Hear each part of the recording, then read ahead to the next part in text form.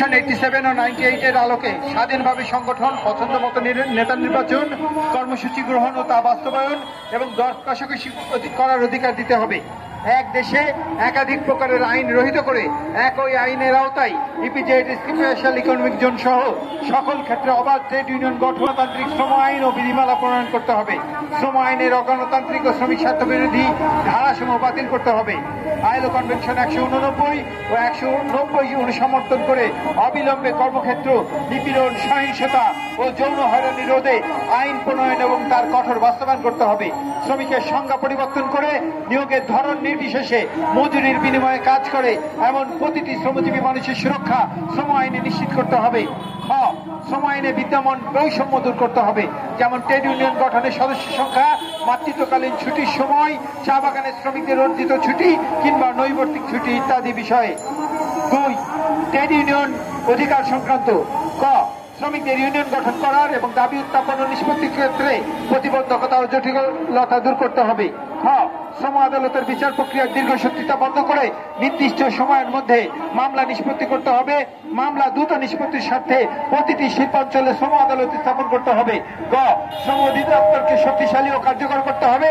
অসৎ শ্রম আচরণের জন্য দায়ী মালিকদের বিরুদ্ধে কার্যকর ব্যবস্থা গ্রহণের ব্যর্থতা বা কর্তব্য অবহেলা ও আইনে অমান্যের কারণে কর্মকর্তাদের দৃষ্টান্তমূলক শাস্তির ব্যবস্থা করতে হবে।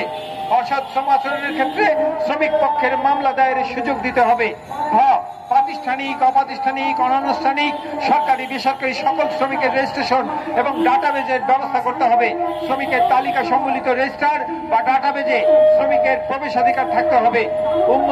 সরকারি প্রতিষ্ঠানের 3য় ও 4র্থ শ্রেণীর কর্মচারীদের ট্রেড ইউনিয়ন অধিকার দিতে হবে। 3. ন্যায্য মজুরি নির্ধারণ। আইনি সুরক্ষা দিয়ে স্থায়ী মজুরি কমিশন গঠন করে জাতীয় ন্যূনতম মজুরি ঘোষণা ও বাস্তবায়ন করতে হবে। মজুরি কমিশনের অধীনে একাধিক মজুরি বোর্ড গঠন করে প্রতি বছর মজুরি নির্ধারণ ও বাস্তবায়ন করতে হবে। বাজার দর, শ্রমিকের উৎপাদনশীলতা, শিল্পের প্রকৃত ক্ষমতা মাথাপিছু জাতীয় আয় বিবেচনায় নিয়ে জাতীয় ন্যূনতম মজুরি 30,000 টাকা নির্ধারণ করতে হবে। মুদ্রাস্ফীতি, মজুরি স্থিতিশীলতা রক্ষার স্বার্থে মহার্ঘ ভাতা চালু করতে হবে। পেনশন, গ্র্যাচুইটি, প্রভিডেন্ট ফান্ড সহ কর্মক্ষেত্রে বিদ্যমান বৈষম্য দূর করতে হবে। 4. রাষ্ট্রীয় খাত রক্ষা।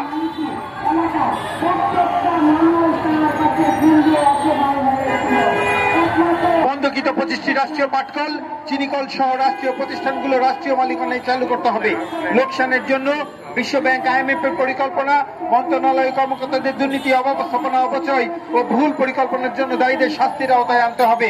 শ্রমিক প্রতিনিধিদের স্বার্থে পরামর্শ এবং তাদের সম্পৃক্ত করে পাটকল, চিনিকল সহ অন্যান্য রাষ্ট্রায়ত্ত শিল্প কারখানা পরিকল্পিতভাবে আধুনিকায়ন করতে হবে। বিমান, রেল, গ্যাস, বিদ্যুৎ, ওয়াসা, ব্যাংক, বিমা, রাষ্ট্রীয় মালিকানাধীন শিল্প কারখানা ও সেবা খাতের কর্মে নিয়োজিত শ্রমিক কর্মচারীদের প্রতিনিধি এবং জাতীয় পর্যায়ের শ্রমিক প্রতিনিধিদের সমন্বয়ে সুনির্দিষ্ট কর্ম পরিকল্পনা গ্রহণ করে এই খাতগুলোকে জাতীয় জনস্বার্থমুখী করতে হবে। রাষ্ট্রীয় শিল্প কলকারখানায় ভুলনীতি, দুর্নীতি ও অপচয় পরিহার করে জনগণের স্বার্থে রাষ্ট্রীয় মালিকানার নীতি কার্যকর রাখতে হবে। রাষ্ট্রায়ত্ত স্বায়ত্তশাসিত প্রতিষ্ঠানে 3য় ও 4র্থ শ্রেণীর পদে স্থায়ী শ্রমিক কর্মচারী নিয়োগ করতে হবে। সকল ক্ষেত্রে আউটসোর্সিংকে বন্ধ করতে হবে। 5. শ্রমিকের রেশন, আবাসন এবং সুরক্ষার যে ব্যবস্থা, সেই প্রসঙ্গিত বিষয়গুলিতে আমরা এখানে দাবি করেছি। সেখানে কর্মহীন ও কর্মচ্যুত বেকার শ্রমিকদের বেকার ভাতা দেওয়ার দাবি আমরা করেছি। শিল্পাঞ্চলে হাসপাতাল স্থাপন, আকস্মিক দুর্ঘটনায় শ্রমিকের সর্বোচ্চ সুরক্ষা, যে সার্বজনীন পেনশন স্কিমের বর্তমান কাঠামোর সংস্কার, নিম্ন আয়ের শ্রমজীবীদের রাষ্ট্রীয় দায়িত্বে পেনশন স্কিমে অন্তর্ভুক্তকরণ এবং সর্বক্ষেত্রে শ্রমজীবীদের জন্য রেশন এবং আবাসনের ব্যবস্থা করার আমরা দাবি জানিয়েছি। আপনারা দেখছেন দৈনিক গণকণ্ঠ, সবার কথা বলে।